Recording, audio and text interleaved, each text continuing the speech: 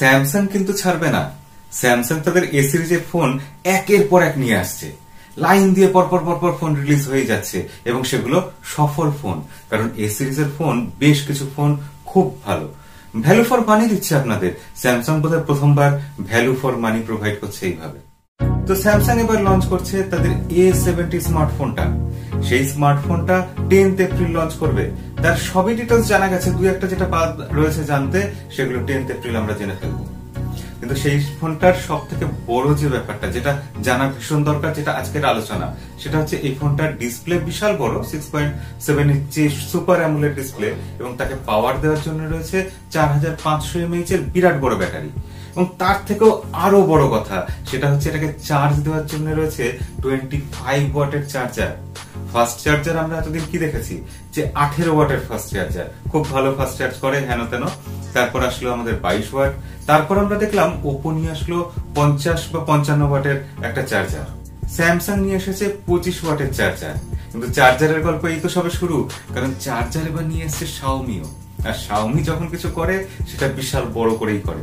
Xiaomi এবার নিয়ে এসছে 100 ওয়াটের চার্জার। ভাবতে পারছেন, টেস্ট করে দেখিয়েছে যে 4000 mAh ব্যাটারি ফুললি চার্জ হওয়ার জন্য লাগছে মাত্র 17 মিনিট।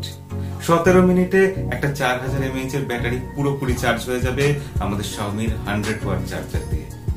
সেখানে আমরা দেখেছিলাম ওপোর 55 ওয়াট চার্জারে কি হচ্ছিল, 3700 mAh এর ব্যাটারি 17 মিনিটে চার্জ হচ্ছিল 60%।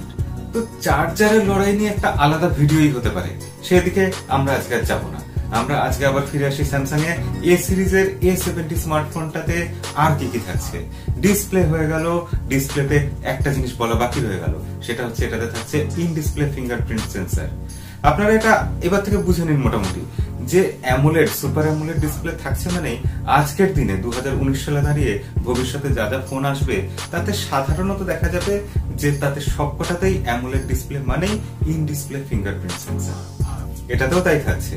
এছাড়া এটা আসছে 6GB আর 8GB দুটো ভেরিয়েন্ট, 128GB স্টোরেজ থেকে শুরু হচ্ছে। ডেডিকেটেড সিম স্লট থাকছে, মানে দুটো সিম আর একটা মেমোরি কার্ড আপনি ইউজ করতে পারবেন।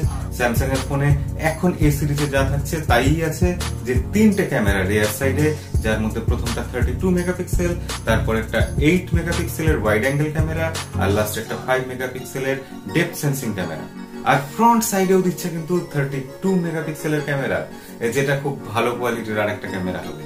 তো এই ফোনটা একটা কমপ্লিট প্যাকেজ আসছে, যেখানে আপনি ব্যাটারি বড় পাচ্ছেন, ডিসপ্লে বড় পাচ্ছেন, আপনি ক্যামেরা ভালো পাচ্ছেন, এবং এই ফোনটা অবশ্যই আসবে স্যামসাং এর নতুন অ্যান্ড্রয়েড 1 ইউজার ইন্টারফেসের সাথে, এবং যেটা অ্যান্ড্রয়েডের পাই ভার্সনের উপর বেস্ট করে তৈরি হবে, কাজ করবে। কিন্তু দাম কত হবে, লাখ টাকার প্রশ্ন। দাম আমরা কিন্তু এখনো জানি না, ওটার জন্য আমাদের অপেক্ষা করতে হবে 10th এপ্রিল অব্দি। আর যা যা নতুন নতুন খবর আসবে, দাম কত হচ্ছে আমরা জানতে পারলেই আপনাদের জানিয়ে দেবো। আর ফাস্ট চার্জিং এর গল্প নিয়ে যদি আপনারা আর কিছু ভিডিও দেখতে চান, কিছু জানার থাকে, অবশ্যই কমেন্টে লিখে জানাবেন। তাহলে দেখা হবে পরের ভিডিওতে। আজকের মতো বিদায়।